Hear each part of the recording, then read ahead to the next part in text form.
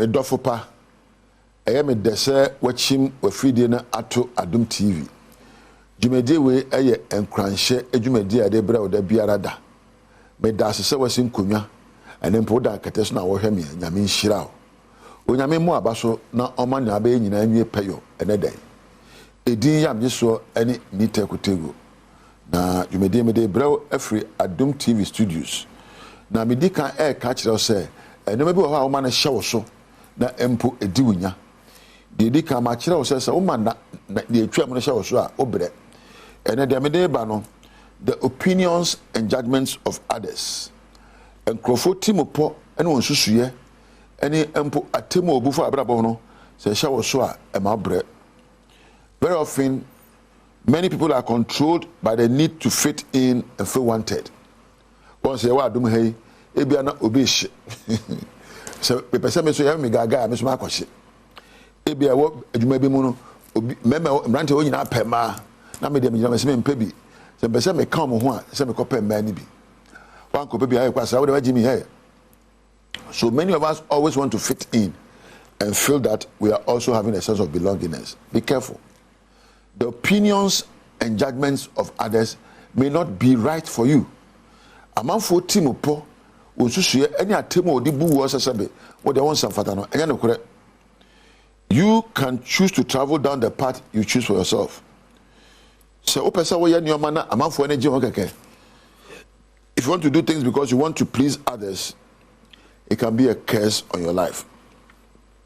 Matari shim meniyem me ya na amanfo abo age me so sebeta frache no me o ye bibia bisam hunu se ade a me bayo yi any ade a me kan sebeta frache one edimu. Is it worth it? Edimu. Two, is it productive? Edemfasode bebreo. Is it beneficial to me and others? Aso betimi aka obi abrabo mana ye. These are the three major things I say, you know. And you say, is it going to be pleased? If I'm not pleased, so what you do? Say we na anso mani anti dey. E bia da me pe enya nia wo pe. Na da me ne gye ho enya nia wo ne gye ho. Enti be ka say ye bi ma me a. Say we ye no akwan so de edimu, de so ani the safata and the demfaso de bebre menu mienu sa na ebubra. Before you do anything, you must ask yourself, am I doing this because I want to do it? Answer baby be na day. Say what ade. Say no who can na tifie. Say we jana wona say wona fofo. Say mpo wo ma. Obe bibi anabeka bibia. Bisa won say, am I doing this because I want to do it? Me ye we esanse me pese me yo. Am I doing it because I fear that I'll be judged? Me yeah because me so be my time. And am I doing it because it is worthy that I do it? And I may yeah because so I am for so na a sefata. You see, you were born a unique person. Oh, that's wrong. At the two kwambi so. Nemom kwa tete wo no nkyere se ebia ne ka kire wo nyina na e nokre. Ufa kura bi ase ufa kuro bi mu ufa ne mabim. Eno nkyere se nyama ufa mu nyina na sefata. Empo ye ma akwankyere bi eno nkyere se ne nyina na edimu se mene wanyi kaka ese wotsa se na wosamu ebisa won se emra mehwa no eye se me ye nkwada aneoma emra mehwa no eye se me samu yi nkwada aneoma edi emra mehwa no madwene ye nkwada adwene na manyini nso ye ese me to nkwada aneoma na ekyene na me pe empaniyo neoma edibru bra menum kanea o abrabo mu esan se obi ebu aten memum kanea o abrabo esan se o pese wo ye na eso ebe ani so be ye na aso bi ani a se eso na ni wo kwampa so se ebia wo ye na wagya ho trara se me ye keke esan se ma anye ne sa ma fo be judge me. If you want to live according to the judgment of others in Ghana, you be living according to 30 million judgments. Ghana ripa opepepe aduasa. So ye na obia judgment obetie dia abrabo mu. You are the manager of your life. Learn to do things that are rewarding. Learn to do things that are worthy. And learn to do things that are beneficial. Indeed, learn to do things that are morally upright. And learn to do things that are legally acceptable. Oye bibia etwamra ana edi emra so. Oye bibia ye fa no pepepe yo a ejina pepe yo kwan so. Oye bibia aso nyina so eye de edimu. Aso ye bibia ne nyina so ne de safata e na wo ye bibia ne nyanso ne ne de faso de bebra ne obi. These are the way you have to look at life and how you make decisions. Shine your light as you are.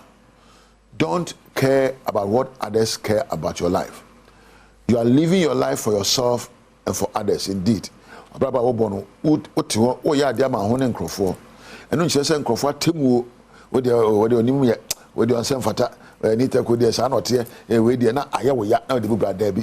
We de untimi nya we de wo ya bibini wo Ghana ha chokoje bo na bi nche onyo ofe ana wa oto voter region untimi nya no fa ho be bia me fire said ya mesua de akoduro said ya madwene adip mu akoduro said ya me ne ye ekita me a ne nyansa adware me no me gina so aye de sefata me gina so aye de esuani me gina so aye de edimu na me gina so aye de mfaso de bebra me ne obi me gina so no me gina so enye nia wo dwene ho me gina so enye atemu awubu mie me gina so enye eniwa bi arehwe mie me obi wo kra okokro mu na nipa mienu bi hwe no na atoba me nko bi o ma yese mata de enye fe wa fifie wo hwe wani mu ahwehwem wan na ekere so ho nye fe me obi okogya nipa dodo na okasa kra no wasi ne ti ase ye mbeka se ma no apempem ye mbeka se amanfo ba yeme hwe se suba no